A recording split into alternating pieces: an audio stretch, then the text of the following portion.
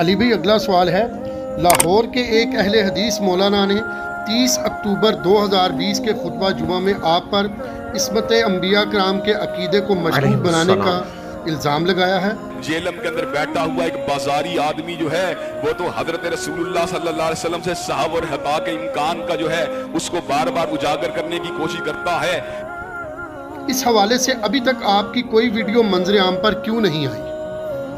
دیکھیں جی، ویڈیو کیا بار بار ہمیں کسی کا سرٹیفکیٹ نہیں چاہیے، اور خصوصاً اس مکتب فکر کا جو اس روئے عرض پہ سب سے بدنام زمانہ مکتب فکر ہے۔ یعنی میں اس پہ خوش نہیں ہوں، لیکن یہ ریالٹی ہے۔ آپ چاہتے ہیں نا کسی مسجد میں لوگ انٹر نہ ہو تو اس مسجد کے بعد لکھ دیں مسجد اہل حدیث۔ یہ اپنی پبلک میں سمجھتے ہیں کہ شاید ان کی کوئی بڑی عزت ہے۔ مجھے بتائیں، سب کانٹیننٹ انڈیا، پاکستان، بنگلہ دیش، ایون افغانستان کو بھی آپ شامل کر رہے ہیں، یہاں پہ اہل حدیث کی کیا اوقات ہے؟ تو جن کا بچاروں کا اپنا لیول یہ ہو، ان کو میں کیا بار بار جواب دوں؟ ان سے تو مجھے سرٹیفکیٹ لینے کی ضرورت نہیں ہے۔ اور میں تو ان دونوں بھائیوں کے لیے کہوں گا، میں اب وہ ننگے سر والے الفاظ نہیں استعمال کرتا، وہ پھر ان کو برا لگتا ہے، حالانکہ ان کا فخر ہے۔ مجھے کوئی اگر کہنا پگڑی والا تو میرا فخر ہے۔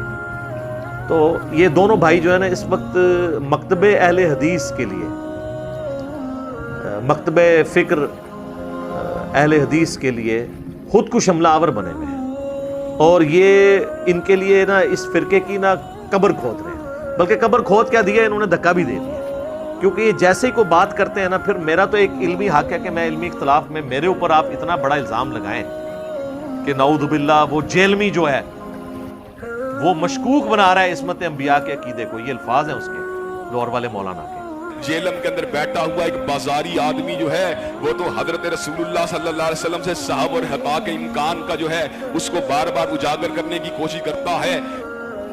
تو آپ میرے ایمان کے اوپر حملہ کریں اور اس کی وجہ سے پاکستان کی کروڑوں جذباتی عوام کو ابھاریں تاکہ وہ 295C میرے پہ لگوائیں یا خود قانون کو ہاتھ میں لیں، اور یہ یہی کچھ کر رہے ہیں۔ ان کے جو واٹس ایپ گروپس کی مولوی لیکس ہیں نا، وہ میرے تک پہنچتی ہیں۔ انہوں نے دوسرے فرقوں کے جذباتی مولویوں سے بھی رابطہ کیا کہ یار اس کو تم لوگ ہی کچھ کرو۔ یہ وہ جب کامیاب، پہلے انہوں نے پچھلے دنوں آپ کو پتا الزام لگایا کہ جی نعوذ باللہ میں نے حضرت معاویہ رضی اللہ تعالیٰ عنہ اور حضرت ابو سفیان رضی اللہ تعالیٰ عنہ پہ سب و شتم کیا۔ بھئی میرا تو حضرت معاویہ رضی اللہ تعالیٰ عنہ سے خود علمی اختلاف اس بات پہ ہے کہ ان کے دور میں مولا علی پہ سب و شتم کروایا گیا، تو میں نے وہی کام کیوں شروع کرنا ہے؟ وہ تو آؤٹ آف کانٹیکسٹ ایک کلپ انہوں نے کاٹا، پھر میں نے ان کی طبیعت صاف کی نا۔ وہ بڑے بڑے اہل حدیث علماء نے دیکھی ہے، میں نام نہیں لیتا ورنہ یہ ان کے گھروں میں پہنچ جائیں گے۔ انہوں نے کہا علی نے بالکل ٹھیک کیا، ان کے ساتھ یہی ہونی چاہیے تھی۔ اور اس میں نے اہل حدیث کے بزرگوں کے بھی پورے کے پورے کچے چٹے کھولے ہیں، اور میں نے کہا آپ بتاؤ ان کو رافضی کہو۔ انہوں نے حدیثوں میں تعریف کی، غدیر خم کی حدیث میں 3 کتابوں سے میں نے HD کیمرے میں دکھائی۔ محمد وہاب صاحب کے بیٹے کی کتاب سیرت الرسول سے میں نے مولا علی کے حق میں اقتباسات اس میں HD کیمرے میں دکھائے، تو طبیعت صاف ہو گئی ہے۔ وہ آپ YouTube پہ جا کے لکھیں ریپلائی ٹو ابتسام اینڈ ہشام الہی ظہیر، تو اون حضرت معاویہ رضی اللہ تعالیٰ عنہ، تو آپ کے سامنے وہ کلپ آ جائے گا۔ میں نے ان کی طبیعت صاف کی ہے، لیکن یہ لوگ باز نہیں آتے، اور آپ دیکھیں کہ وہ طبیعت صاف ہونے کے باوجود انہوں نے پھر دوبارہ سے اگلے جمعے میں وہی الزام ریپیٹ کیا ہے، حالانکہ ان کو پتا ہے کہ آؤٹ آف کانٹیکسٹ وہ میرا کلپ کاٹا تھا انہوں نے، جب میں نے کلیریفیکیشن بھی دے دی۔ پھر ہمارے اور ان کے ایک مشترکہ دوست ہیں لاہور کے اندر، انہوں نے ان کو جا کے وہ کلپ دکھایا بھی، یہ مانے بھی کہ آؤٹ آف کانٹیکسٹ کاٹا ہے، پھر اگلی دفعہ پھر ریپیٹ کر دیا۔ یہ تو پھر میں یہ کہوں گا کہ آپ ایک دینی اختلاف کو ذاتی دشمنی میں بدلنا چاہتے ہیں۔ میں آپ سے ذاتی دشمنی کبھی بھی نہیں کروں گا۔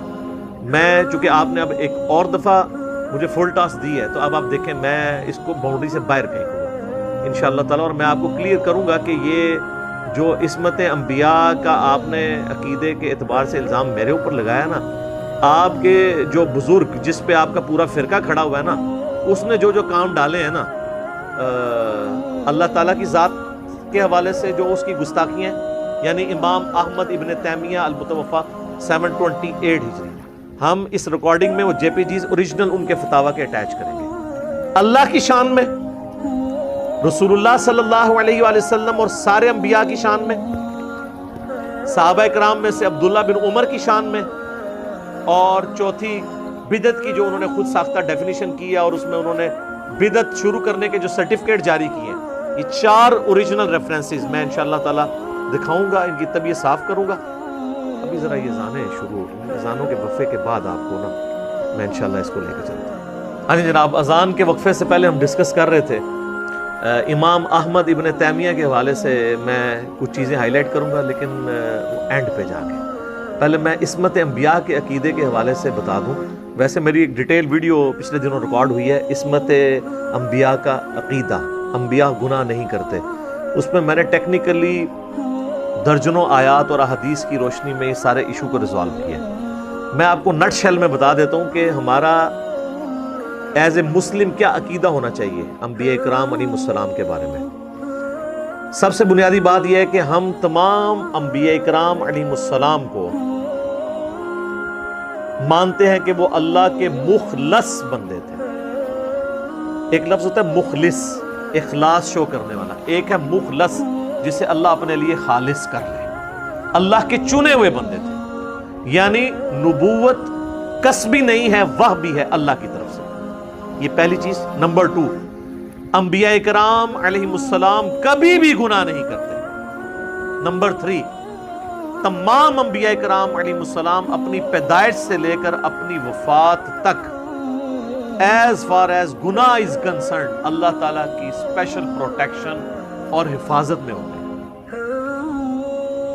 نمبر 4, انبیاء کرام کے جو واقعات قرآن میں رپورٹ ہوئے ہیں وہ گناہ نہیں ہیں بلکہ وہ لغزش اور اجتہادی خطائیں ہیں جن کے اوپر ثواب ملتا ہے. صحیح بخاری اور صحیح مسلم کی متفق علیہ حدیث ہے کہ اگر کوئی حکمران اجتہاد کرے اور وہ صحیح رزلٹ پہ پہنچے تو اللہ تعالیٰ اسے دگنا اجر عطا فرمائے گا, اور اگر وہ غلط رزلٹ پہ بھی پہنچ جائے تب بھی اللہ تعالیٰ اسے 1 اجر ضرور عطا فرما دے گا. تو انبیاء کرام کے اجتہاد اگر اللہ تعالیٰ کی منشا کے مطابق نہ ہو تو 1 اجر پھر بھی ان کو مل رہا ہے. البتہ انبیاء اور غیر انبیاء میں فرق ہے کہ غیر انبیاء کا تو معاملہ وہیں پر اجر کے اوپر آ کے رک جائے گا, لیکن انبیاء چونکہ دنیا پہ اللہ کی حجت ہوتے ہیں, اللہ تعالیٰ وحی کے ذریعے ان کی ریمیڈی فرما دیتا ہے, اصلاح فرما دیتا ہے, اور وہ اپنی اس اجتہادی غلطی جو گناہ نہیں ہوتا, سرکشی نہیں ہوتی, حرام نہیں ہوتا, بلکہ اجر ملتا ہے اس کے اوپر, وہ اس کے اوپر قائم نہیں رہتا. اس کی کئی ایک نمائندہ مثالیں موجود ہیں قرآن کے اندر. ٹاپ آف دا لسٹ اپنے محبوب صلی اللہ علیہ وآلہ وسلم کے حوالے سے سورۃ الانفال کی آیت نمبر 67 آنورڈ اگر آپ پڑھ کے دیکھیں تو اس میں غزوہ بدر کے جو قیدی نبی صلی اللہ علیہ وآلہ وسلم نے چھوڑ دیے تھے اس کے حوالے سے اللہ تعالیٰ نے ذکر کیا ہے, ما کان لنبی ان یکون لہ اسرا, کسی نبی کے لیے شایان شان نہیں ہے کہ وہ قیدی بنا کے رکھے کافروں. مراد یہ کہ یہ جو باغی ہیں, نبی کے دشمن ہیں, اللہ کے دشمن, ان کو قتل کرنا چاہیے, ان کو فدیہ لے کے چھوڑنا نہیں چاہیے. حتی یثخن فی الارض, یہاں تک کہ زمین میں ان کا زور کچل نہ دیا جائے. تریدون عرض الدنیا, کیا تم دنیا کے طلبگار ہو, یعنی فدیہ لے لیا. واللہ یرید الآخرہ, جبکہ اللہ تعالیٰ تو آخرت کا چاہنے والا ہے, آخرت کی طرف تمہاری رہنمائی کرتا ہے. واللہ عزیز حکیم, اللہ تعالیٰ غالب ہے, حکمت والا ہے. غالب اتنا ہے کہ آنے واحد میں سب کو ابو بکر, عمر, عثمان و علی بنا دے رضی اللہ عنہم اجمعین وعلیہم السلام اجمعین. لیکن حکمت یہ ہے کہ اللہ تعالیٰ چاہتا ہے کہ انسان خود اسے چوز کرے, اور انبیاء کے ذریعے اللہ تعالیٰ نے ہدایت کا سلسلہ شروع کیا. لولا کتاب من اللہ سبق, اگر اللہ کی کتاب میں یہ پہلے بات نازل نہ ہوئی ہوتی, لمسکم فیما اخذتم عذاب عظیم, تو تم لوگوں کو بہت بڑا عذاب دیا جاتا اس بات پہ جو تم نے فدیہ لے کے غزوہ بدر کے قیدیوں کو چھوڑ دیا. بڑے سخت الفاظ ہیں. فَكُلُوا مِمَّا غَنِمْتُمْ حَلَالًا طَيِّبًا, پس اب کھاؤ جو غنیمت تمہیں ملی ہے حلال اور پاکیزہ. وَاتَّقُوا اللَّهَ, اور اللہ سے ڈرو. اِنَّ اللَّهَ غَفُورٌ رَحِيمٌ, بے شک اللہ تعالیٰ بخشنے والا مہربان ہے. اچھا, اس میں پیر کرم شاہ صاحب الازہری نے بریکٹ میں خود لکھا ہے کہ اجتہادی خطا اللہ نے معاف کر دی. اجتہادی خطا کا لفظ لکھا انہوں نے, قرآن سے تو بالکل واضح ہے. اور یہ جو اللہ نے کہا نا کہ اگر پہلے ایک آیت نازل نہ ہوئی ہوتی, وہ سورہ محمد کے اندر سٹارٹ کے اندر آیت ہے سورہ قتال، جو قتال کے اوپر پہلی سورت تھی جہاں مسلمانوں کو اجازت ملی کہ اب آپ کافروں کے خلاف تلوار اٹھا سکتے ہیں۔ مکے میں تو حکم تھا کفو ایدیکم، اپنے ہاتھوں کو بندھے رکھو۔ مدینہ شریف میں جہاد کا حکم ملا، اس میں تھا کہ پھر جب کافروں سے تمہاری مڈ بھیڑ ہو تو چاہو تو کافروں کو قید میں رکھ لو، خواہ قتل کرو خواہ ان کو فدیہ لے کے چھوڑ۔ تو نبی علیہ السلام نے اس آیت کے تحت اجتہاد کیا، حالانکہ اس کے بعد سورۃ البقرہ میں وہ آیت بھی نازل ہو چکی تھی کہ جب تک پورے کا پورا دین اللہ کے لیے خالص نہ ہو جائے یہ قتال کو جاری رکھنا ہے، یعنی وہ قیدیوں والا معاملہ نہیں۔ لیکن نبی علیہ السلام نے وہ سورہ محمد کی آیت سے پلی لے لی اور اللہ تعالیٰ نے بھی اس اجتہاد کو ایکسیپٹ کر لیا، کیونکہ پیغمبروں کی طبیعت میں شفقت ہوتی ہے۔ حالانکہ صحیح بخاری مسلم موجود ہے، حضرت عمر نے یہی مشورہ دیا تھا کہ ان کو قتل کیا جائے، اور بعد میں اللہ تعالیٰ نے کہا میری بھی خواہش یہی تھی کہ لیکن تم نے چونکہ اس ایک آیت کی پلی لے لی ہے، لیکن الفاظ سخت ہیں کہ تمہیں شدید عذاب دیا جاتا یہ جو تم نے کیا ہے۔ باقی اللہ تعالیٰ نے بولا یعنی اصلاح فرما دی۔ نبی علیہ السلام نے یہ فورس ہی کیا کہ جنگ ختم ہو گئی ہے، ظاہر 70 ان کے قتل ہو گئے ہیں، 70 قیدی ہو گئے ہیں، لیکن اللہ کو تو پتا تھا یہ تو بیٹل آف بدر ہے، بیٹل ختم ہوئی ہے، وار ختم نہیں ہوئی۔ وار تو چلیے فتح مکہ تک، وار کی پہلی بیٹل فیلڈ ہے بدر، دوسری ہے احد، تیسری ہے خندق، خیبر تو خیر یہودیوں کے ساتھ ہوئی، پھر چوتھی آپ صلح حدیبیہ کو کہہ سکتے ہیں، اور 5ویں نمبر پہ جا کے 8 ہجری میں فتح مکہ ہوئی ہے۔ بیٹل فیلڈز چلتی رہی ہیں مختلف، لیکن وار جو ہے وہ کبھی رکی نہیں ہے، وہ وار مسلسل تھی، بیچ میں ایک وقفہ آیا نئی بیٹل فیلڈ۔ اس کانٹیکسٹ میں یہ آیت اس بات کا ثبوت ہے کہ اگر انبیاء کرام کہیں اجتہاد ایسا کرتے ہیں جو اللہ کو پسند نہیں ہوتا تو اللہ تعالیٰ اصلاح فرما دیتا ہے۔ اور بھی کئی مثالیں ہیں، لیکن آج ٹاپک نہیں، میں نے صرف ضمناً آپ کو ذکر کیا۔ اس حوالے سے ایک اور نمائندہ آیت ہے قرآن حکیم کے اندر، جو میں نے یہ دعویٰ کیا نا کہ انبیاء کرام اللہ کے چنے ہوئے بندے ہوتے ہیں، مخلص۔ انبیاء کرام کوئی ربورٹ نہیں ہوتے۔ بعض لوگ سمجھتے ہیں کہ عصمت انبیاء کا عقیدہ یہ ہے کہ انبیاء کے اندر پوٹینشل بھی نہیں ہوتا غلطی کرنے کا۔ اگر پوٹینشل نہ ہو تو ان کی فضیلت فرشتوں پہ نہ ہو۔ فرشتے سے افضل ہم انبیاء کو اس لیے مانتے ہیں کہ فرشتوں کو اللہ نے پوٹینشل ہی نہیں دیا برائی کا، اور انبیاء کو پوٹینشل دیا، اس کے باوجود اللہ کے خوف کی وجہ سے بچتے ہیں۔ یہ بڑے کارنامہ ہے۔ بلکہ انبیاء کو تو چھوڑ دیں، میں تو اولو العزم اصحاب رسول کو، اہل بیت کو، اور بعد میں بھی صحیح العقیدہ بعض اولیاء اللہ کو سمجھتا ہوں کہ وہ معصوم تو نہیں لیکن محفوظ عن الخطا ہو جاتے ہیں اللہ کے خوف کی وجہ سے۔ جس طرح کوئی شخص کتنے دن کا مرضی بھوکا ہو اور اس کی پسندیدہ خوراک اس کے سامنے بریانی کی شکل میں رکھی جائے اور کوئی کان میں آ کے کہہ دے کہ اس میں زہر ہے، تو اس کو اس کی خوشبو بھی اور اپنی بھوک بھی اس کی مٹ جائے گی اور وہ اس کا لقمہ اپنے منہ میں نہیں ڈالے گا۔ انبیاء اور اللہ کے نیک بندے، اصحاب اور اہل بیت، گناہ میں چھپی ہوئی اس عذاب کو دیکھ کے اس کی لذت بھول جاتے ہیں اور وہ بچ جاتے ہیں۔ اور یہ وہی چیز ہے جس کو صحیح بخاری میں کہا گیا کہ میرا بندہ فرائض کے ذریعے میرا قرب حاصل کرتا ہے اور نوافل میں استقامت کے ذریعے اس لیول پہ پہنچ جاتا ہے، میں اس کے ہاتھ بن جاتا ہوں جس سے وہ پکڑتا ہے، میں اس کے پاؤں بن جاتا ہوں جس سے وہ چلتا ہے، میں زبان بن جاتا ہوں جس سے وہ بولتا ہے، میں کان بن جاتا ہوں جس سے وہ سنتا ہے، میں آنکھ بن جاتا ہوں جس سے وہ دیکھتا ہے۔ وہ سارے الفاظ، اور اس میں آگے الفاظ ہیں، پھر وہ جب مجھ سے دعا کرتا ہے میں دعا قبول کرتا ہوں، اپنے دشمن کے اگینسٹ جب پناہ طلب کرتا ہے میں پناہ دیتا ہوں۔ یہ صوفیاء نے تو کہا ہاتھ کا مطلب ہے کہ وہ اللہ اس کے ہاتھ بن کے اب جدھر تک پہنچے، نہیں، تو اس میں الفاظ ہیں وہ اللہ سے پناہ طلب کر رہے ہیں۔ یہ محاورتاً بات ہے، جس طرح نبی علیہ السلام کے لیے آیا قل ان صلاتی و نسکی و محیای و مماتی للہ رب العالمین، اے نبی تم فرما دو بے شک میری نماز، میری قربانی، میرا جینا، میرا مرنا سب کچھ اللہ کے لیے۔ تو ہاتھ بن جاتا ہوں، پاؤں بن جاتا ہوں کا مطلب ہے اوڑھنا بچھونا اللہ کی ذات۔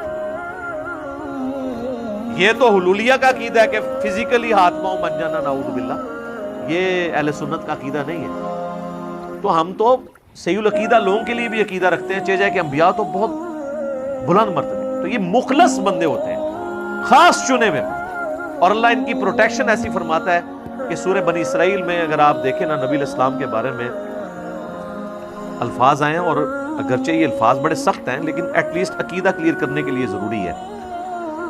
آیت نمبر ہے 73 سے 75، وَإِن كَادُوا لَيَفْتِنُونَكَ عَنِ الَّذِي أَوْحَيْنَا إِلَيْكَ لِتَفْتَرِيَ عَلَيْنَا غَيْرَهُ، اور یہ کافر تو تلے ہوئے ہیں کہ آپ کو اس وحی سے ہٹا دیں جو ہم نے آپ کی طرف کی ہے، فتنے میں مبتلا کر دیں تاکہ آپ کوئی اور بات بنا کر اللہ پر ڈال دیں، نعوذ باللہ۔ وَإِذٍ لَاتَّخَذُوكَ خَلِيلًا، اور یوں وہ آپ کو اپنا گہرا دوست مان لیں۔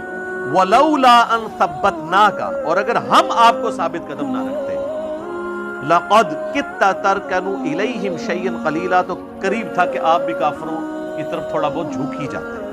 یہ سمجھانے کے لیے ہوا نہیں ایسا۔ اذا لأذقناك ضعف الحیات وضعف الممات، اور اگر ایسا ہوتا تو ہم آپ کو اس دنیا کی زندگی میں بھی اور موت کے بعد کی زندگی میں بھی آپ کو دگنا عذاب دیتے۔ ثم لا تجدوا لك علینا نصیرا، اور پھر آپ اللہ کے مقابلے میں اپنا کوئی مددگار نہ پاتے۔ یہ بافرض محال ہے، یعنی نبی علیہ السلام کو کہا گیا آپ مخلص ہیں، ہم آپ کی حفاظت کر لیتے ہیں۔ سورہ یوسف میں تو اس سے بھی بڑی چیز آئی ہے۔ سورہ یوسف کے اندر جو حضرت یوسف علیہ السلام کے بارے میں آیت نمبر 24 میں ہے، وَلَقَدْ هَمَّتْ بِهِ وَهَمَّ بِهَا، اس عورت نے بھی یوسف کا قصد کیا اور یوسف بھی قصد کر لیتا عورت کا۔ یہ جناب بندہ کام اٹھتا ہے، کس کا قصد کر لیتا؟ اپنی منہ بولی ماں کا، جس نے اسے پالا ہے اور اس نے ہمیشہ اسے پازیٹیو نظروں سے ماں کی حیثیت سے دیکھا ہے۔ لیکن عورت کا فتنہ اتنا بڑا فتنہ ہے کہ وہ اگر بن سمر کے آ گئی تو یوسف بھی اس کا قصد کر لیتا۔ لولا ارّا برہان ربی، اگر اپنے رب کی کوئی ایک برہان نہ دیکھی۔ وہ اسرائیلی روایتوں میں ملتا ہے کہ سامنے ان کے حضرت یعقوب کی شبیہ اللہ تعالیٰ نے کر دی اور وہ یوں انگلی سے اشارہ کر رہے تھے کہ یہ کام نہیں کرنا۔ یہ اللہ نے ان کو پروٹیکشن دی۔ کذالک لنصرف عنہ السوء والفحشاء، اس طریقے سے ہم نے ان سے برائی اور بے حیائی کو دور کر دیا۔ انہ من عبادنا المخلصین، مخلصین نہیں مخلصین، بے شک وہ ہمارے چنے ہوئے بندوں میں سے۔ تو یہ مخلص، انبیاء کرام مخلص ہوتے ہیں، یہ ہے ہمارا عقیدہ۔ اب میرے بارے میں یہ کہنا کہ جناب وہ تو انبیاء کے عقیدے کو مشکوک مان رہا ہے۔ جیلم کے اندر بیٹھا ہوا ایک بازاری آدمی جو ہے وہ تو حضرت رسول اللہ صلی اللہ علیہ وسلم سے صحب اور حقا کے امکان کا جو ہے اس کو بار بار اجاگر کرنے کی کوشش کرتا ہے۔ حالانکہ خود ان کی حالت ہے کہ یہ جو یعنی ان کے اکثر علماء بھی وہ سورۃ النجم کی جو آیت ہے نا، وما ينطق عن الهوى ان هو الا وحی یوحی، نبی علیہ السلام اپنی خواہش نفس سے کچھ نہیں کہتے، وہ وہی کہتے ہیں جو اللہ ان کو وحی کرتا ہے۔ وہ اس کو عام لیتے ہیں، وہ عام نہیں ہے، وہ یا قرآن کی وحی کے بارے میں ہے یا سنت کی وحی کے بارے میں، جسے ہم حدیث بھی کہتے ہیں۔ باقی جو عام زندگی میں آپ علیہ السلام اجتہاد کرتے تھے، جس کی ریمیڈی کئی دفعہ اللہ تعالیٰ نے خود فرمائی ہے، جس طرح کہ یہ غزوہ بدر کے قیدیوں کے بارے میں، تو وہ اگر اللہ کی وحی سے آپ نے کیا تھا تو اللہ نے آپ کو کیوں کہا کہ آپ کو عذاب دیا جاتا اگر پہلے نہ وہ آیت نازل ہوئی ہوتی؟ وہ حضور نے خود اجتہاد کیا تھا۔ تو یہ جو ہے نا وما ينطق عن الهوى ان هو الا وحی یوحی، یہ صرف وحی مطلوب یا غیر مطلوب کے لیے ہے، قرآن و سنت کے لیے، عام حالت کے لیے نہیں ہے۔ تو کہتے ہیں جی مشکوک بنا رہا ہے، مشکوک تو آپ لوگوں نے بنایا ہوا ہے، ٹھیک ہے نا جی۔ اوورآل آپ کے جو ریپیوٹ ہے اس معاشرے کے اندر وہ آپ دیکھ لیں کہ وہ کہتے ہیں جی وہ سارے لوگ جناب خلاف ہو گئے، تو سارے لوگ تو میرے بھائی اہل حدیث کو گستاخ رسول بھی کہتے ہیں، تو آپ مان لیں کہ اہل حدیث گستاخ رسول ہے۔ اور جی علی بھائی کی باتیں ٹھیک ہے لیکن یہ تو شیعوں والی باتیں ہیں، تو سر وہ بریلوی بھی صحیح کہتے ہیں کہ علی بھائی کا جو یہ رفع دین کا طریقہ بتانا اور توحید کی باتیں تو ٹھیک ہے قرآن و سنت سے، لیکن یہ تو وہابیوں والی باتیں ہیں، نجدیوں والی، وہ تو شیطان کے سینگ ہیں۔ تو ہم ان کو بھی یہی کہتے ہیں کہ یہ چھوڑو، کتاب و سنت میں لکھا ہوا ہے۔ آپ کو بھی کہتے ہیں کہ جمل صفین نہروان بخاری مسلم میں لکھی ہے، آپ بھی اس کو مان لیں۔ آپ لوگ ہی ہمیں بتایا کرتے تھے کہ جی صحیح بخاری میں وہ حدیث ہے 2311 کہ جب شیطان نے انسانی شکل میں آ کے حضرت ابو ہریرہ کو آیت الکرسی کا وظیفہ سکھایا، تو نبی علیہ السلام فرمایا 3 دن سے جو آ رہا تھا یہ انسانی شکل میں شیطان تھا، یہ ہے تو جھوٹا لیکن اس نے بات سچی کی ہے کہ جو بستر پہ جاتے وقت آیت الکرسی پڑھ لے تو صبح تک اللہ تعالیٰ کی طرف سے ایک فرشتہ حفاظت میں مامور ہو جاتا ہے۔ تو شیطان سے بھی کہتے تھے جی یہ بات لے لیں، آپ سچی بات ہو، انجینئر صاحب سے نہ لیں، ایسے جو نال ایڈ کر لو جی، کسی مدرسے سے پڑھ کے آئے۔ سر آپ کو اگر گورا بھی آ کے کہے نا کہ سورہ البقرہ کی آیت نمبر 279 میں لکھا ہے کہ سود کھانے والے کے خلاف اللہ اور اس کے رسول کا اعلان جنگ ہے، آپ یہ کہیں گے اس کو کیا کہ چونکہ تو گورا ہے پہلے مسلمان ہو پھر ڈگری لے کے آپ پھر ہم اس آیت کو مانیں گے، اس وقت تک میں نے یہ آیت ہی سسپینڈ کر دی ہے، میں نے یہ آیت ماننی نہیں ہے، تو یہ آپ کہیں گے؟ آپ نے ریفرنس کو فالو کرنا ہے، کتابوں کو مانے، بابوں کو نہیں۔ مرنے سے پہلے اے مسلمان کر لے اس پہ غور، کتابوں کا خدا اور ہے، بابوں کا خدا اور۔ کہنے کو تو دین سب کا اسلام ہے، لیکن سلفی بھی کہتے ہیں ہم اسلام کو فالو کر رہے ہیں، صوفی بھی کہتے ہیں، تو کہنے سے کیا ہوتا ہے؟ کہنے کو تو دین سب کا اسلام ہے، لیکن کتابوں کا جہاں اور ہے، بابوں کا جہاں اور بابوں کا وکھرا جہاں اور، ٹھیک ہے جی، اس کا ایک اپنا ہی جہاں ہوتا ہے۔ اب انجینئر مرزا محمد علی کو کیا پتا بابا ہوتا کیا ہے؟ وہ تو اس کو تو حضرت جی جو پیچھے سے پیسے آ رہے ہیں نا، اس کو تو وہ نظر آ رہا ہے، اس کو کیا پتا بابا ہوتا کیا ہے؟ بابا اپنے زمانے میں ایک زمانہ ہوتا ہے، بابا اپنے جہاں میں ایک جہاں ہوتا ہے، اس کا وکھرے ایک جہاں ہوتا ہے، یہ اس کو نہیں پتا اور نہ اس کی باتوں میں آنا۔ انشاءاللہ میرا ارادہ بن رہا ہے، کیونکہ اب وہ ہمارے بابوں کی طرف آ رہا ہے اور ہم نہیں اپنے بابوں کی برداشت کر سکتے۔ تو یہ خدا کے لیے ہوش کے ناخن لیں، اس طرح کے الزامات آپ لگائیں گے، آپ نے چونکہ لگائے ہیں، میں نے پہلے بھی طبیعت صاف کی تھی، اب میں آپ کو اینڈ پہ وہ 4 حوالے دے دیتا ہوں تاکہ آپ کی طبیعت صاف ہو جائے کہ آپ کے بزرگ نہ صرف اللہ کے گستاخ تھے، رسول اللہ کے بھی گستاخ تھے، صحابہ کرام کے بھی گستاخ تھے، اور دین کی جڑیں انہوں نے اکھاڑی ہیں۔ میں 4 حوالے پیش کر رہا ہوں اس کے اوپر جس کے اوپر آپ کا پورے کا پورا فرقہ اہل حدیث کھڑا ہے۔ اب یہ میں بڑے سخت لفظ استعمال کر رہا ہوں، میں آج تک یہ الفاظ اس طرح نہیں بولا کرتا تھا۔ اس کی وجہ یہ ہے کہ میں اس روئے عرض پہ سب سے زیادہ محبت اہل حدیث کی عوام الناس سے اور ان کی فکر سے رکھتا ہوں، ان کے مسلک اور فرقے سے نہیں، ان کی فکر کہ کتاب اللہ، سنت اور اجماع کو ماننا ہے اور اجتہاد اس وقت کرنا ہے جب ضرورت پڑے۔ لیکن اب یہ بزرگ بابوں کے پیچھے چل پڑے، تو میں اب ان کو گھر کی بات بتاؤں گا اور پھر میں دیکھتا ہوں کہ یہ ان کے اوپر لگاتے ہیں۔ مجھے تو یہ کہہ رہے ہیں کہ انبیاء کے عقیدے کو مشکوک بنا رہا ہے، جو کہ صحیح عقیدہ بتا رہا ہے، جبکہ ان کے بزرگوں نے انبیاء کرام کے اوپر گناہ کی بھی تہمت لگائی ہے اور اپنے عقیدے کے طور پہ پریزنٹ کیا۔ وہ ہم نے نہیں چھاپا ہوا، وہ سعودی عرب سے فتاوی ابن تیمیہ چھپے ہوئے ہیں، ہم ایک ایک امام ابن تیمیہ کی کتاب کا ریفرنس لگائیں گے اس میں، اور اس میں میں کریڈٹ دوں گا۔ چند سال پہلے انڈیا میں ایک بہت بڑے اسکالر تھے، ابو بکر غازی پوری، دیوبندی عالم دین تھے، فوت ہو گئے۔ یہاں پر الیاس گھمن صاحب ان کی کتابوں کو پروموٹ کرتے ہیں، بہت سیانہ بندہ تھا وہ۔ اس نے کتاب لکھی ہے کیا امام ابن تیمیہ اہل سنت، اور اس کا مقدمہ انہوں نے بڑا پیارا لکھا ہے۔ یہ میں پیارا اس لیے نہیں کہہ رہا کہ وہ مطلب مجھے بہت پسند آیا ہے یا ان کا جو موقف ہے یا ان کے عقائد مجھے پسند ہے، میں تو دیوبند اور فرقہ اہل حدیث کے کئی عقائد سے اختلاف رکھتا ہوں، اہل حدیث کی فکر سے نہیں، فرقہ اہل حدیث سے۔ تو اس کے مقدمے میں انہوں نے لکھا ہے کہ میں سعودیہ گیا، میں باقی جگہوں پہ گیا، تو میں نے دیکھا کہ سلفی فتنہ پوری امت میں پھیل رہا ہے، اور یہ فتنہ اس طرح پھیل رہا ہے کہ یہ ہمارے بزرگوں کو کافر، مشرک اور پتہ نہیں کیا کچھ کہتے ہیں۔ تو کہتے ہیں میں بڑا عرصہ پریشان رہا انڈیا واپس آ کے کہ اس فتنے کے آگے کیسے بند آ جائے۔ تو پھر میں نے سوچا کہ میں جو الزامات یہ ہمارے بزرگوں کے اوپر اور ہمارے عقیدوں پہ لگا رہے ہیں نا، ہم وہ سارے عقیدے ان کے بزرگوں سے ثابت کرتے ہیں۔ یہ وہی چیز ہے کہ بیٹا تو کیوں فیل ہوا؟ ابا جی آپ کے دوست کا بیٹا بھی فیل ہو گیا ہے، یہ جواب تو نہیں ہے نا۔ وہ آپ کے دوست کا بیٹا فیل ہونے سے آپ نے پاس تو نہیں ہو جانا، ہونا چاہیے دونوں ہی فیل ہو گئے۔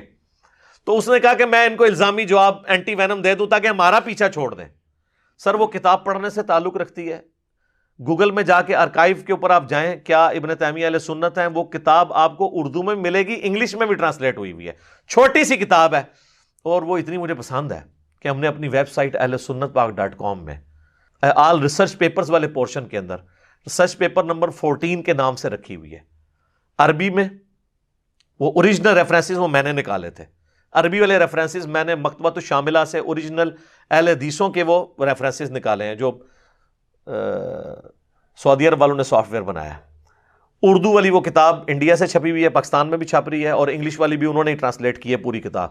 میں نے صرف ریفرنسز جو ہے نا وہ 2-4 صفحوں کے اوپر نکال کے نا علیحدہ سے کر دیے، اور ایک ایک کے ساتھ لکھا ہے کہ یا آپ مکتبہ شاملہ میں بیچ کریں، نہ نکلے تو ہمیں پکڑیں، آؤٹ آف کنٹیکسٹ بھی ہو تو تب بھی ہمیں پکڑیں، آئیں بات کریں ہمارے ساتھ۔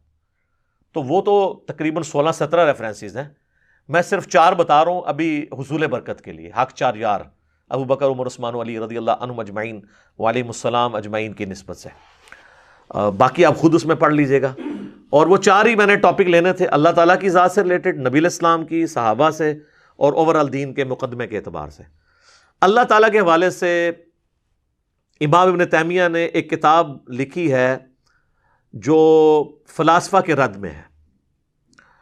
اس میں انہوں نے فلاسفہ کی جو سوالات تھے اس کا جواب دیتے ہوئے ان کو ہوش نہیں رہی، اور جب فلاسفہ نے متشابہات کے اوپر کوشچن کیا تو قرآن نے تو ہمیں حکم دیا ہے کہ متشابہات کے بارے میں آپ نے پڑھنا ہی نہیں ہے. سورہ آل عمران آیت نمبر 07، صرف محکمات کی پیروی کرنی ہے، اور اس کا علم کہنا ہے کہ اللہ کے ساتھ خاص ہے. اللہ نے اپنے بندوں کی نشانی بتائی ہے کہ وہ علم اللہ کے ساتھ خاص ہے. یہ کہہ کے اس کے بعد کہتے ہیں ربنا لا تزغ قلوبنا بعد اذ ہدیتنا وہب لنا من لدنک رحمہ انک انت الوہاب. لیکن ابن تیمیہ نے یہ نہیں کیا. انہوں نے جواب دیتے دیتے نا وہ اتنا آگے گئے. انہوں نے سوال کیا کہ آپ کہتے ہو اللہ ہمیشہ سے ہے، تو اگر اللہ ہمیشہ سے ہے تو مخلوق تو اس نے بعد میں پیدا کی، مخلوق پیدا کرنے سے پہلے اللہ کیا کر رہا تھا؟ اچھا، اب اگر ہم یہ جواب دیتے ہیں نا کہ اللہ فارغ تھا، تو کہتے ہیں کہ فارغ ہونا تو ایک نقص ہے، تو اس کا مطلب اللہ فارغ تھا. تو ابن تیمیہ نے بجائے یہ کہنے کہ یہ متشابہات ہیں، یہ اللہ کی صفات کے پیچھے تو ہم نہیں پڑھتے، یہ تو وہی جانتا ہے، انہوں نے کہا کہ نہیں، حوادث کی بھی کوئی ابتدا نہیں ہے. یہ 2 ٹرم سمجھ لیں، قدیم اور حادث. قدیم صرف اللہ ہے. یہ فقہ کو بھی آپ سمجھیں علم الکلام کی ٹرم ہے، فقہ کی نہیں، علم الکلام کی ٹرم ہے. قدیم وہ ہستی ہے جو ہمیشہ سے ہو. ویسے ہم اردو میں تو قدیم کہتے ہیں پرانی چیز کو، لیکن علم الکلام میں قدیم کہا جاتا ہے کہ وہ ہمیشہ سے ہے. تو قدیم صرف اللہ ہے. اللہ کے سوا ہر چیز حادث ہے. انبیاء، فرشتے، جنات، مخلوقات. تو جب ابن تیمیہ نے کہا نا حوادث کی بھی کوئی ابتدا نہیں، جس طرح اللہ ہمیشہ سے ہے نا حوادث بھی ہمیشہ سے ہیں، تو اب اس کا مطلب کیا ہوا کہ مخلوق بھی ہمیشہ سے ہے. یہ تو نیا پنگا جوڑ دیا ہے. بڑی مشکل سے گاڈ کے اوپر ان کو بنواتے ہیں. اگر آپ کہیں گے مخلوق بھی ہمیشہ سے ہے تو پھر تو گاڈ کا کنسیپٹ ہی ختم ہو جائے گا. حالانکہ اس کی میں نے لاجیکل جواب بھی دیے ہیں. یوٹیوب پہ میری ایک ویڈیو بھی ہے ہو کریٹڈ گاڈ، وہ آپ دیکھ لیں. اب یہ تو لکھ بیٹھے تو اب کھڑی ہوگی مصیبت. پھر قدیم اور حادث کا فرق ہی ختم ہو گیا. قدیم اور حادث کو الگ کرنے کا نام ہی توحید ہے. اب یہ نہ سمجھیے گا کہ یہ میری عقابی نظروں نے اس چیز کو دیکھ لیا. صرف یہ چیزیں ابو بکر غازی پوری صاحب نے اس کتاب کے اندر لکھی اور وہ چیزیں انہوں نے ہائی لائٹ کی. اب ہوا کیا کہ شیخ البانی جو کسی زمانے میں سعودیہ کے محدث اعظم رہے ہیں، پھر سعودیہ والوں سے ہضم نہیں ہوا، انہوں نے بھی نکال دیا. انہوں نے ایک حدیث ہے جامعہ ترمذی کے اللہ تعالیٰ جامعہ ترمذی کی کہ اللہ تعالیٰ نے سب سے پہلے قلم کو پیدا کیا. یہ حدیث انہوں نے سلسلہ حدیث صحیحہ میں لی اور اس کے نیچے بحث کی کہ یہ حدیث بالکل ٹھیک ہے کہ اللہ نے سب سے پہلے قلم کو پیدا کیا اور فرمایا کہ لکھ جو کچھ ہو چکا اور جو کچھ ہونے والا ہے. تو ساری تقدیر اس نے لکھ دی. اس کے اوپر وہ تفسیر کرتے ہوئے لکھتے ہیں، پہلے وہ صوفیاء کا رد کرتے ہیں، پھر ابن تیمیہ کا. وہ کہتے ہیں صوفیاء نے اس سے کنسیپٹ یہ لیا ہے کہ قلم سے پہلے نبی علیہ السلام پیدا ہو چکے تھے، اسی لیے قلم کو کہا گیا کہ لکھ جو کچھ ہو چکا اور جو کچھ ہونے والا ہے.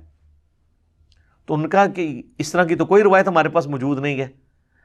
تو یہ جو کہا گیا نا لکھ جو کچھ ہو چکا، تو اس سے مراد قلم خود پیدا ہوا تھا. یہ لکھا اس نے کہ میں پیدا ہوا، اس کے بعد اس نے تقدیر لکھ دی. آپ کیوں خود سے چیزیں بیچ میں داخل کرتے ہیں کمزور روایتوں کو اور من گڑت روایتوں کو جمع کر کے؟ پھر انہوں نے ابن تیمیہ کا رد کیا اور انہوں نے کہا اللہ تعالیٰ ابن تیمیہ پہ رحم کرے، کاش وہ اس طرح کے جملے نہ لکھتے تو ہمارے دل میں ان کے لیے اس طرح کی بات نہ آتی. لیکن انہوں نے تو لکھ دیا، اللہ ان کو معاف کرے، کہ حوادث کی بھی کوئی ابتدا نہیں ہوتی ہے. تو انہوں نے کہا یہ حدیث ثبوت ہے کہ حوادث کی ابتدا ہے اور پہلا حادثہ قلم کا پیدا ہونا ہے. ظاہر دیکھ جب اللہ کے نبی فرما رہے ہیں، یہ کہتے ہیں قرآن صحیح حدیث ہمارا مذہب ہے. ابن تیمیہ کو نہیں حدیث پتہ تھی ترمذی کی کہ سب سے پہلے اللہ نے قلم کو پیدا کیا، قلم سے پہلے کوئی حادثہ ہوا ہی نہیں ہے. تو وہ کیوں کہتے ہیں ہمیشہ سے ہیں حوادث؟ اور یہ البانی نے گرفت کی سلسلہ حدیث صحیحہ کے اندر. ہم جے پی جی بھی ایڈ کریں گے آپ کی تسلی کے لیے. کہتے ہیں نا بزرگوں سے پوچھ پوچھ کے یہ کل کا چھوکرا کر رہا ہے. آپ چھوکرا ضرور کہ مجھے کوئی اس پہ نہیں ہے، لیکن میرے علمی دلائل کو تو لے کے چلیں. میں چھوکرے ورڈ کو کوئی برا نہیں سمجھتا. ہاں جب آپ کہتے ہیں نا کہ یہ جو ہے وہ جاہل چھوکرا ہے, پھر میں اس کو برا سمجھوں گا. چھوکرا تو کہتے ہیں ینگ بوائے کو, آپ کہہ لیں, میں نہیں اس سے برا سمجھتا. میرے لیے فخر ہے کہ میں 43 ایئرس کی ایج میں بھی مجھے آپ چھوکرا کہہ رہے ہیں, ٹھیک ہے نا جی. تو یہ میرے لیے تو فخر کی بات ہے. میں تو اپنی بیوی کو بتاؤں گا کہ دیکھو, ٹھیک ہے.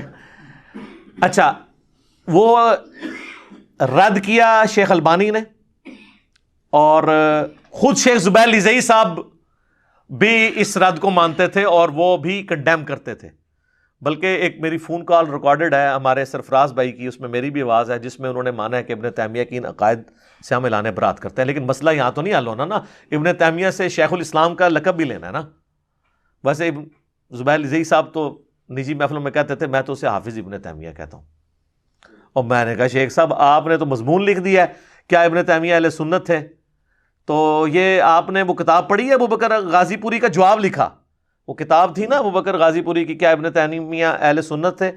تو زبیر لیزئی صاحب نے ان کو پھکی دی کہ تمہارے بڑے بڑے علماء ملا علی قاری فلاں فلاں جو ہے نا ابن تیمیہ کو اہل سنت مانتے تھے. میں نے کہا یہ جواب نہیں ہے, جواب یہ ہے کہ اس نے ابن تیمیہ کے جو فاسد عقائد بتائے نا ان کا آپ جواب دیں. تو میں نے پھر ان سے پوچھا آپ نے کتاب پڑھی؟ کہتے میں نے کتاب تو کوئی نہیں پڑھی. تو میں نے کہا آپ اس کتاب کا جواب لکھ رہے ہیں؟ وہ واقعی جواب میں بھی نظر آ رہا ہے کتاب نہیں پڑھی ہوئی, کیونکہ اس کتاب میں تو سنگین الزامات لگائے گئے تھے, اس میں یہ والا الزام بھی تھا. تو اس کا جواب اگر وہ دیتے تو زبیر لیزئی صاحب پھر وہ اہل حدیث میں سے تو نکال دیے گئے تھے. پھر میں نے ان کو بتایا اس میں یہ لکھا ہے. تو پھر مجھ کو علی بھائی یہ تو ہمارا تو اعلان برات ہے. پھر انہوں نے فون کال میں بھی کچھ چیزوں کا ذکر کیا. یہ اللہ کے بارے میں ہو گیا جی, خالق اور مخلوق کا فرق ہی ختم ہو گیا. اب اس کو آپ جو مرضی سمجھے, اور آپ امام الموحدین کہتے رہے ابن تیمیہ کو, اب عوام پوچھے گی, ہم تو عوام کی عدالت میں رکھ رہے ہیں. دوسرا آ جائے نبی علیہ السلام کے بارے میں, انبیاء کی عصمت جو میرے اوپر انہوں نے الزام لگایا. ابن تیمیہ نے انبیاء اکرام علیہ السلام کی عصمت پہ یہاں تک حملہ کیا ہے, اس نے لکھا ہے فتاوی ابن تیمیہ کی 10ویں جلد کے اندر کہ انبیاء کو جو ہم معصوم مانتے ہیں تو اس کا ہرگز یہ مطلب نہیں ہے کہ انبیاء سے گناہ نہیں ہوتے ہیں. اس کا مطلب ہے کہ انبیاء کرام گناہ پر قائم نہیں رہتے. ہم اسے اجتہادی خطا کہہ رہے ہیں, وہ کہہ رہے ہیں گناہ, اور اس نے لکھا ہے گناہ مطلقاً. مطلقاً میں گناہ کبیرہ اور صغیرہ دونوں شامل ہیں. حتیٰ کہ وہ جھوٹی روایت جو دین کی جڑ کاٹنے والی ہے کہ نبی علیہ السلام کی مبارک زبان پہ بتوں کی تعریف جاری ہوگی تھی, وہ جھوٹی روایت سورۃ النجم کی آیت نمبر 19 اور سورۃ الحج کی آیت نمبر 52, اس کی تفسیر آپ ابن کثیر میں 52 سورۃ الحج کی پڑھ لینا. اس کی تفسیر میں نا پرانے مفسرین نے کچھ روایتیں نقل کی, وہ جعلی روایتیں ہیں. ابن کثیر نے خود رد کیا ہے کہ نبی علیہ السلام ایک دفعہ سورۃ النجم کی آیات پڑھ رہے تھے تو آپ کی زبان سے نا جب سورہ النجم کی آیت نمبر 19 20 21 آئی نا تو ساتھ ہی آپ کی مبارک زبان سے نکل گیا تلکل غورانیک العلا, یہ بلند اور اعلیٰ مرتبے والی دیویاں ہیں اور ان کی شفاعت قیامت کے دن قبول کی جائے گی. تو کافر اور مسلمان دونوں سجدے میں گر پڑے کہ بھئی آج تو حضور نے بھی ہمارا مقدمہ مان لیا. یہ روایت مرسل روایت ہے, کسی سے ابھی تک ثابت نہیں ہے. ابن تیمیہ اس روایت کو صحیح سمجھتا تھا اور فتاوی ابن تیمیہ میں اس نے انبیاء پہ جو یہ گناہ کی تہمت لگائی نا اس کی دلیل میں یہ روایت پیش کی ہے. اور اہل حدیث آج کل کے کہتے ہیں روایت جعلی ہے. تو تمہارے روحانی ابا جی کو نہیں پتا تھا یہ جعلی ہے کہ نہیں؟ اب ذرا لگاؤ نا اس کے حکم. اس نے نہ صرف روایت کو صحیح کہا بلکہ اس سے رزلٹ نکال کے انبیاء پہ گناہ کی تہمت لگائی ہے, اور اس نے صغیرہ اور کبیرہ دونوں گناہوں کا صدور مانا ہے انبیاء سے, اور کہا کہ فرق صرف یہ ہے کہ عام آدمی کو توبہ کی نصیب ہو بھی سکتی ہے نہیں, لیکن انبیاء توبہ کر لیں گے. منو کہندے ہو جی مشکوک کیتا عقیدہ تواڈے ابا جی نے مشکوک کیتا ہے, یہ ہن تواڈی عوام تانوں پوچھے گی, ٹھیک ہے, کہ تسی جناب خود کش حملہ آور بنے ہوئے ہو اپنے فرقے ہوتے. تو یہ انہوں نے یہ حرکت کی. تیسری آپ یہ کہتے ہیں عظمت صحابہ اور اہل بیت کانفرنسز بڑی کرانے. اہل بیت کا نام تو برکت کے لیے لکھتے ہیں, اس میں انہوں نے آل امیہ کانفرنس ہوتی ہے بیسیکلی. تو اور یہ کہتے ہیں جی وہ جی ہم تو بڑی صحابہ کی بڑی قدر کرنے والے ہیں. سر میں آپ کو بتاتا ہوں, آپ کے ابن تیمیہ نے جو عبداللہ بن عمر کے بارے میں کیا ہے, بخاری و مسلم دونوں میں حدیث ہے کہ عبداللہ ابن عمر رجل صالح, عبداللہ بن عمر نیک مرد ہے. اس کی توہین کی ہے ابن تیمیہ نے, عبداللہ بن عمر کی توہین کی ہے. اور وہ اپنی کتاب اقتداء الصراط المستقیم میں لکھتے ہیں, جو میں نے نہیں اس کا اردو ترجمہ کیا, اس کی عربی بھی موجود ہے, ہم وہ بھی لگا دیں گے. اردو ترجمہ دارالاسلام والوں نے شائع کیا ہے, اس کا PDF kitabussunnah.com اہل حدیث کی ویب سائٹ پہ رکھا ہوا ہے. اس میں انہوں نے باقاعدہ لکھا ہے کہ یہ جو انبیاء کی جگہوں کو تلاش کیا جاتا ہے نا، اور عبداللہ بن عمر کے بارے میں آتا ہے کہ جہاں جہاں نبی علیہ السلام نے سفر حج میں نماز پڑھی تھی وہاں وہاں سواری روک کے وہ نماز پڑھا کرتے تھے، اور آج تک تو اہل حدیث اس کو سنت کی پیروی کے فخر کے طور پہ واقعات اپنے جلسوں میں سناتے تھے، اور آپ کے ابا جی اس پہ ابن عمر کے اوپر بدعت کا فتویٰ لگا کے گئے ہیں۔ تو وہ کہتے ہیں کہ یہ جو بدعت ہے نا، یہ ابن عمر نے شروع کی تھی، یہ کام خلفائے راشدین سے ثابت نہیں ہے۔ اور آگے لکھا کہ حضور نے تو ہمیں کہا تھا کہ میرے بعد نئی نئی بدعتوں سے بچنا اور میری اور میرے خلفائے راشدین کی سنت کو لازم پکڑ لینا۔ یہ خلفائے راشدین نے کام شروع نہیں کیا، یہ ابن عمر نے کیا ہے۔ تو اب سیدھا سیدھا فتویٰ لگا دیا نا۔ بعض لوگ سامنے آئے نا ان کے کمزور گول کیپر، وہ کہتے ہیں اس بدعت سے مراد وہ تھا جس طرح حضرت عمر نے تراویح کو کہہ دیا تھا نعم البدعۃ ھذہ، تو حضرت عمر نے تو اس کی تعریف کر کے اس کو جاری کیا تھا۔ ابن تیمیہ تو ابن عمر کو ابو داؤد، ترمذی، ابن ماجہ کی حدیث جو مشکات میں بھی ہے، علیکم بسنتی و سنت الخلفاء الراشدین المہدیین کی حدیث فٹ کر رہا ہے، اور اس میں الفاظ ہیں کہ میرے بعد نئی نئی بدعتوں سے بچنا، میری اور میرے خلفائے راشدین کی سنت کو لازم پکڑ لینا۔ یہ حدیث لکھ کے اس نے فٹ کی ہے کہ عبداللہ بن عمر خلیفہ راشد نہیں تھے، انہوں نے یہ بدعت شروع کی ہے۔ میرے پاس ایک ام القریٰ یونیورسٹی کے اسٹوڈنٹ آئے، اب تو خیر وہ پڑھ کے فارغ ہو چکے ہیں، بڑی دیر بحثیں کرتے رہے، یہ جی وہ لغت کے معنوں میں، اصطلاح کے معنوں میں۔ میں نے کہا یا اللہ کو جان دینی ہے تم نے، یہ ذرا پوری عربی عبارت پڑھو نا۔ کرتے کرتے بحث کے بعد تھوڑی دیر بعد کہتے ہیں نہیں علی بھائی آپ کی بات درست ہے۔ تو میں نے کہا یار یہ پھر اہل حدیث کیوں میرے خلاف ہوئے کہ ابن تیمیہ کو؟ کہتا ہے جی آپ سے جیلس ہوتے ہیں، سیدھی سی بات ہے کہ ہمارے بزرگوں کی غلطی نکالتا ہے جو ہمیں بھی نہیں تھی پتہ۔ آپ کو نہیں پتا تھی، آپ کو کب آپ کی غلطیاں بتاؤں گی؟ شیعہ کو اپنی غلطیاں تب پتہ چلیں گی جب کو سنی بتائے گا۔ سنی کو اس وقت پتہ چلے گا جب شیعہ بتائے گا کہ بھائی قرآن و اہل بیت مسلم شریف میں لکھی ہوئی ہے۔ اہل حدیث کو تب پتہ چلے گا، دیوبندی بریلوی بتائے گا، دیوبندی بریلوی کو اس وقت پتہ چلے گا جب اہل حدیث بتائے گا۔ اپنے لوگ تو وہ اپنے پیٹ سے کون کپڑا اٹھاتا ہے؟ تو یہ بالکل واضح موجود ہے، عبداللہ بن عمر کو بدعتی ڈکلیئر کیا، صحابی کی بھی توہین۔ یہ نیم رافضی نہیں رہا اب ابن تیمیہ، ڈائریکٹ توہین ہے، پکا رافضی ان کی جو ڈیفینیشن ہے۔ ہم کہیں گے ابن تیمیہ کی اجتہادی غلطی ہے، اللہ اس کو معاف کرے، اجر نہ دے، ہمیں وہ اجتہادی غلطی جو اجر کر لو نہ، اللہ معاف کرے۔ لیکن تہاڈا کام پا گیا، اور تہاڈی ذمہ داری ہے کہ جو جو فتوے باقی علماء پہ لگاتے ہو لگاؤ اپنے روحانی ابا جی کے اوپر۔ یہاں پہ میں عبداللہ ابن عمر کے حوالے سے جو یہ ابن تیمیہ نے الزام لگایا نا، میں اس کو کلیریفائی کر دوں، یہ بالکل اس کا الزام غلط ہے۔ ایون شیخ زبیر صاحب کی وہ جو فون کال ریکارڈڈ موجود ہے اس میں انہوں نے مجھے کہا ہے کہ بھئی ہم یہ ابن عمر کا اجتہاد سمجھتے ہیں، اس پہ ان کو ثواب ملے گا۔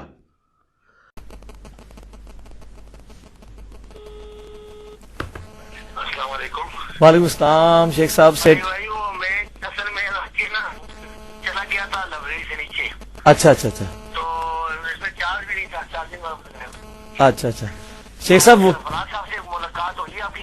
سرفراز بھائی کو میں نے اسپیشلی فون کر کے اپنے گھر بلایا ہوا ہے، یہ میرے پاس ہی بیٹھے ہوئے ہیں۔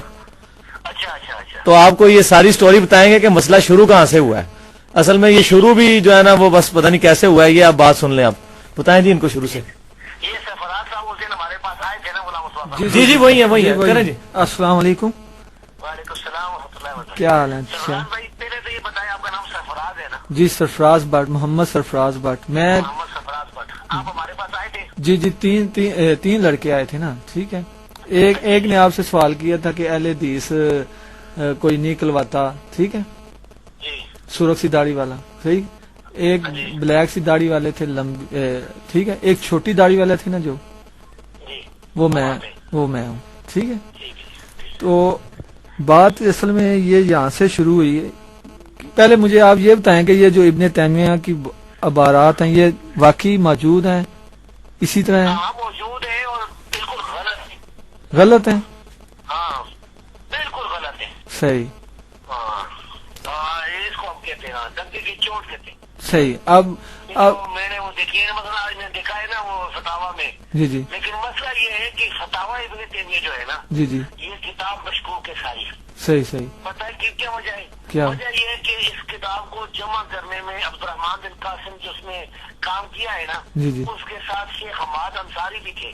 ٹھیک شیخ حماد انصاری جو سعودی عرب کے بڑے عالم تھے، جن کا مدینہ میں بڑا مکتبہ بھی ہے، جی جی انہوں نے یہ بات کہی ہے کہ یہ جو کتاب ہے یہ قابل اعتبار نہیں، اس پر اعتماد نہیں کرنا چاہیے، صحیح، اس میں تحریف بھی ہے اور تصحیح بھی ہے، ٹھیک ٹھیک تو بلکہ ہے تو اب یہ کتاب ہو گئی مشکوک، ٹھیک تو عین ممکن ہے کہ ابن تیمیہ نے یہ بات کہی ہو، اگر کہیے تو بکواس سے غلط ہے، ٹھیک اور اگر نہیں کہی تو وہ بری ہو گئے، ٹھیک لیکن دوسری کتابیں جو ہے نا اس میں بھی غلط بات ہے، ٹھیک ٹھیک عبداللہ بن عمر کے بارے میں، تو جو بات غلط ہے وہ غلط ہے، اگر ہم اس کو ایک عالم سمجھتے ہیں، اہل سنت کے ایک عالم تھے، ٹھیک ٹھیک لیکن ان کی جو غلطیاں تھیں غلطیوں سے ہم بری ہیں، ٹھیک معصوم نہیں تھی۔ ٹھیک ٹھیک ہاں جی، یہ عبداللہ بن عمر کے بارے میں کیا انہوں نے کہا ہے؟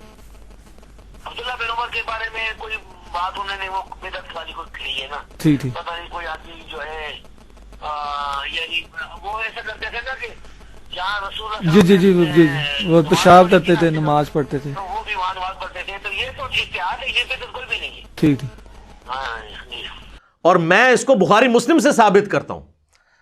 پہلے تو امام بخاری نے یہ 10 حدیثیں اوپر تلے اکٹھی لی ہیں، اس کے اوپر انہوں نے باب باندھا ہے نبی علیہ السلام کی جگہوں کو تلاش کرنا جہاں پہ نبی علیہ السلام نماز پڑھتے تھے، اور نیچے لے کے آئے کہ سفر حج کے دوران عبداللہ بن عمر جب بعد میں جایا کرتے تھے نا، جب وہ حضور کے ساتھ گئے تھے نا، ان ساری جگہوں کو تلاش کر کے وہاں پہ نماز پڑھا کرتے تھے، حتیٰ کہ وہ راوی کہتا ہے ایک جگہ مسجد بنی تھی، مسجد میں نماز نہیں پڑھی، ساتھ ایک چٹان تھی اور ان کا حضور نے یہاں پڑھی تھی تو میں یہاں پہ پڑھوں گا، تو نبی علیہ السلام کی سنت پہ عمل کرتے تھے۔ تو امام بخاری نے اس سے رزلٹ نکالا ہے، ٹھیک ہے، کہ حضور کی متبرک جگہ ہے۔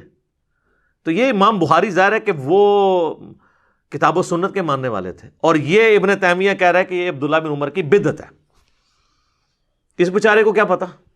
بخاری اور مسلم دونوں میں حدیث ہے، سیدنا عتبان بن مالک ایک صحابی تھے، حضور کی خدمت میں حاضر ہوئے، یا رسول اللہ میں ایسی جگہ پہ رہتا ہوں کہ مدینہ شریف جب میں نماز کے لیے آپ کے پاس آتا ہوں تو راستے میں بارش ہو جائے تو ندی نالے بہہ پڑتے ہیں، میرے لیے پہنچنا مشکل ہو جاتا ہے، آپ میرے گھر سے تشریف لے آئیں اور گھر میں کسی ایک جگہ پہ نماز پڑھ دیں، میں اپنا مصلی اسے بنا لوں گا۔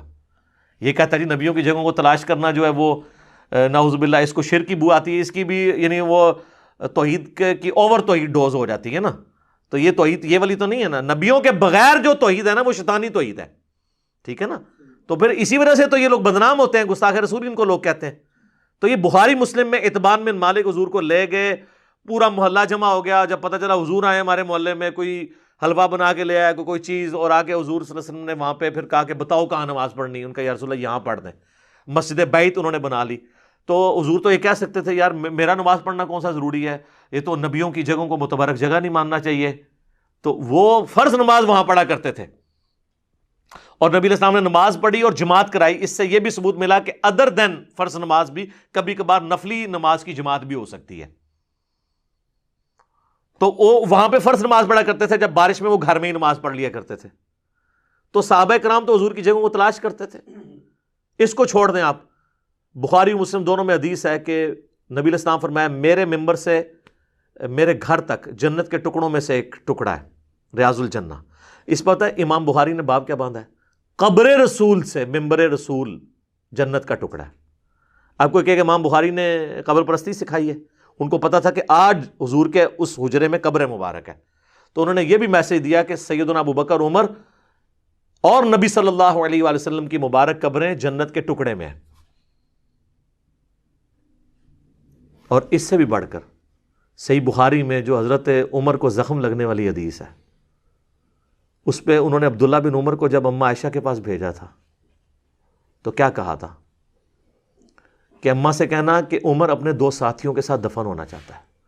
تو اماں نے تو آگے سے نہیں کہا کہ جی جب دفن ہونے کی تو بہت ساری جگہ ہیں، کسی جگہ کو مخصوص نہیں کرنا چاہیے نبیوں کی جگہ کو، اس میں شرک ہو جاتا ہے، جو ان کے ابا جی کو نظر آیا ہے، اور عبداللہ بن عمر کو بیتی کہا اس نے۔ اب چونکہ اس نے بہت بڑا سٹیپ لیا تو میں اس لیے میرے اس انداز کو میری ذاتی دشمنی نہ سمجھیے گا، میں ایک صحابی کا دفاع کر رہا ہوں اور ایک عقیدے کا دفاع کر رہا ہوں کہ آپ توحید کی آڑ میں توہین نہ کریں، توحید بیان کریں، توہین نہ کریں۔ تو اور پھر کہا کہ اماں عائشہ سے یہ نہیں کہنا کہ امیر المومنین نے بھیجا ہے، ایسا نہ ہو کہ وہ امیر المومنین کا ہی حکم مان لیں، بَأُولِي الْأَمْرِ مِنْكُمْ کے تحت، کہنا کہ عمر بن خطاب کہتا ہے، اور انہوں نے یہی کہا جا کے۔ تو سیدہ عائشہ نے کہا کہ جگہ تو تھی میں نے اپنے لیے رکھی تھی، لیکن آج میں عمر کو اپنے پہ ترجیح دیتی ہوں۔ جب واپس آئے تو حضرت عمر کو بتایا، تو عبداللہ بن عمر نے جب یہ عرض کیا کہ اماں نے اجازت دی ہے، تو انہوں نے کہا واللہ میرے لیے اس سے بڑی کوئی چیز نہیں تھی کہ میں حضور کے ساتھ دفن ہوتا. یعنی عبداللہ بن عمر کا والد جو خلیفہ راشد بھی ہے وہ تو حضور کی جگہوں کے ساتھ دفن ہونا چاہ رہا ہے، اور انہوں نے یہ نہیں کہا میں نے ریاض الجنہ میں دفن ہونا ہے، انہوں نے کہا اپنے دو ساتھیوں کے ساتھ دفن ہونا ہے. ٹھیک ہے. اور پھر انہوں نے کہا کہ جب میں مر جاؤں نا میری میت کو دوبارہ لے جانا ہے، پھر اماں سے اجازت مانگنی ہے، کیونکہ پھر تو میں مر چکوں گا، میرا تو رو بھی ختم ہو چکا ہوگا. تو اگر کہیں اماں کے دل میں یہ بات ہوئی نا کہ اس کو وہاں نہیں دفن کرنا، تو پھر جہاں بھی وہ کہہ دیں مطلب مجھے یہاں سے اگر تم پھر مسلمانوں کے قبرستان مجھے دفنا دینا. تو یہ جناب صحابہ کرام کے دل میں نبی علیہ السلام کی مبارک جگہوں کی عزت تھی، حضور کے تبرکات کی عزت تھی. ان لوگوں کو کیا پتا کہ تبرکات کیا چیز ہے؟ صحیح بخاری کھولے نا، ام سلمہ نے حضور کے چند بال نکالے آپ کی وفات کے بعد. ٹھیک ہے. ایک چھوٹی سی ڈبیا میں تھے، اور کہا یہ حضور کے بال ہیں، اور یہاں پہ جب کوئی محلے میں بیمار ہوتا ہے تو اپنا برتن بھیج دیتا ہے، میں اس میں گھول کے دیتی ہوں اور مریضوں کو شفا ہو جاتی ہے اس سے. اور سر بال تو پھر بھی جسم کا حصہ ہیں. اس سے بڑی بات آپ کا کرتا تو جسم کا حصہ نہیں ہوتا نا، وہ تو آؤٹ سائڈ کی ایک چیز ہے نا. صحیح مسلم میں آتا ہے کہ اسما بنت ابی بکر جو حضرت عائشہ کی بڑی بہن تھی، فوت بعد میں ہوئی ہیں، حضرت عائشہ کی نزع کے عالم میں انہوں نے حضرت عائشہ سے ایک کرتا حضور کا لے لیا کہ سروانی تیالسی، کالا جبہ. آج تو اللہ کا شکر ہے میں نے بھی کالے کپڑے پہنے ہوئے، یہ سنت ہے، جس میں گوٹ لگی ہوئی تھی گریبان کے اوپر اس جگہ. اور کسروانی تیالسی کا مطلب ہی کالا جبہ ہے، جس طرح ہم کہتے ہیں سندھی اجرک تو مطلب ہے ریڈ کلر کی ہوگی.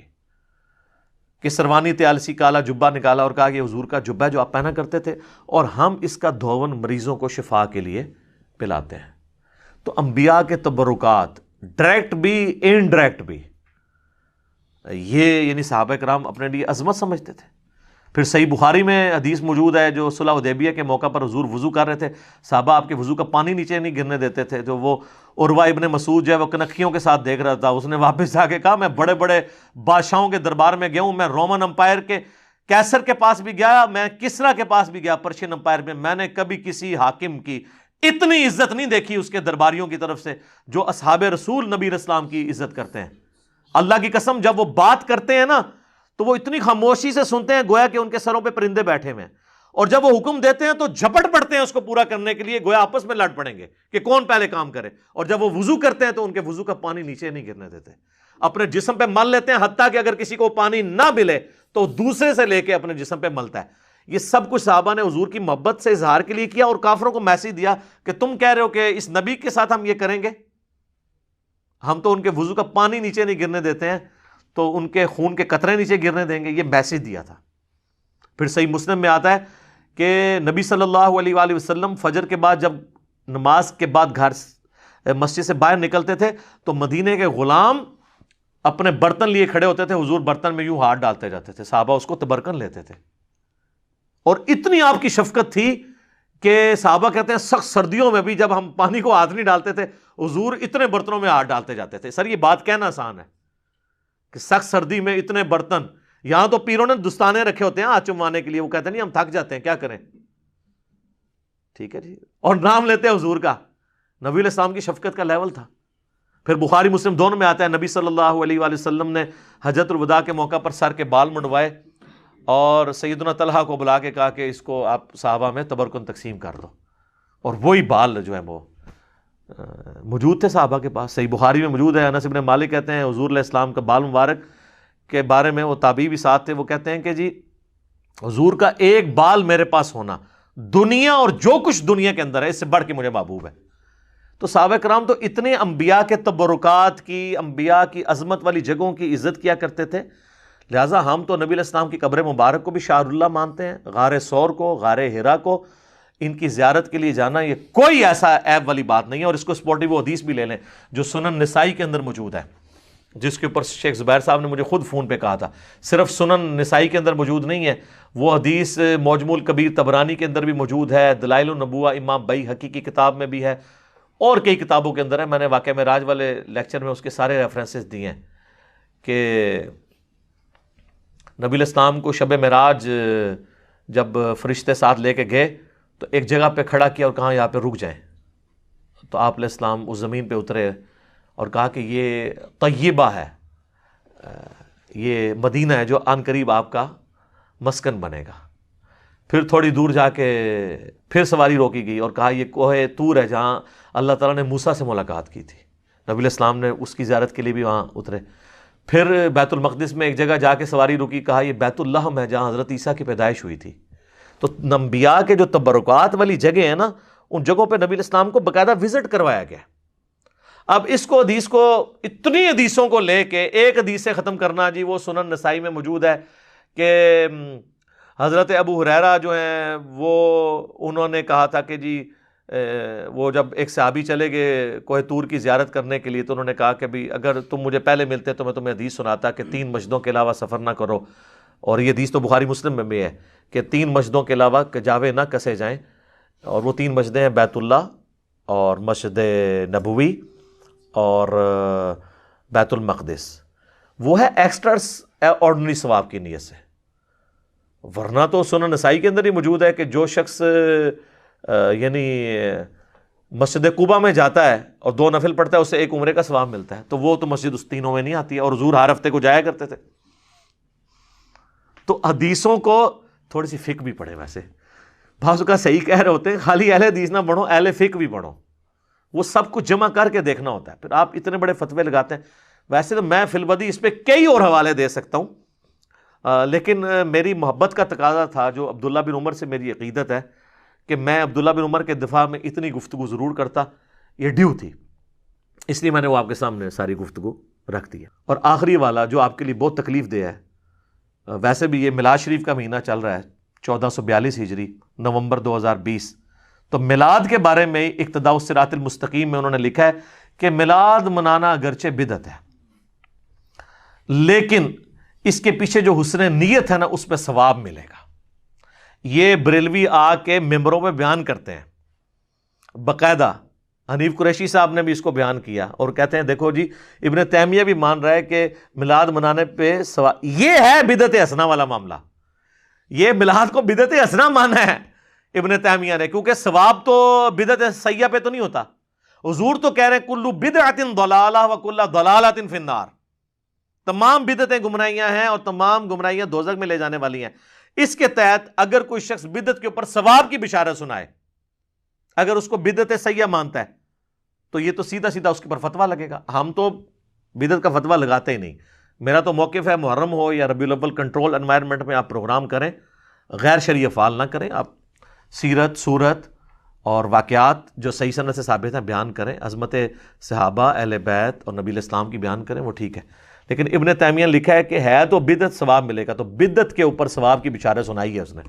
اور اس نے بدعت سیئہ کہا ہے کیونکہ انہوں نے کہا کہ انہوں نے عیسائیوں سے مستعار لیا ہے، اس کو کنڈیم کر رہے ہیں. خیر دارالاسلام والوں کو شرم آئی، انہوں نے نیچے فٹ نوٹ لگایا کہ لیکن جب پتہ چل جائے کہ ایک چیز بدعت ہے تو پھر ثواب نہیں ملے گا. تو تواڈے روحانی ابا جنوں تے گل نہیں پتہ لگی. تو یہ جب میں نے زبیلی زئی صاحب کو بتایا نا ابن تیمیہ نے لکھا ہے، مجھے آج بھی یاد ہے، کہتے ہیں او علی بھائی اس نے تو ساری بدعتیں حلال کر دی ہیں. یہ فون پہ انہوں نے کہا. میں نے کہا تواڈا ہی امام. میں نے کہا نہیں میں انہوں حافظ ابن تیمیہ کہنا. ویسے انہوں نے رسالہ شیخ الاسلام لکھا ہے، وہ انہوں نے تقیہ کیا تھا اور جائز ہے. اور میں نے ان کو قائم رکھا ہے آخری وقت تک کہ آپ نے کبھی اہل حدیث فرقے کو للکارنا نہیں ہے، ورنہ ہم آپ کے بعد آپ کو کوٹ نہیں کر سکیں گے. تو آج ہم ان کو کوٹ کرتے ہیں نا. میرے بارے میں چڑھا رہے ہیں جی وہ آخری وقت میں کہتے تھے ریٹن میں فتویٰ لے لو.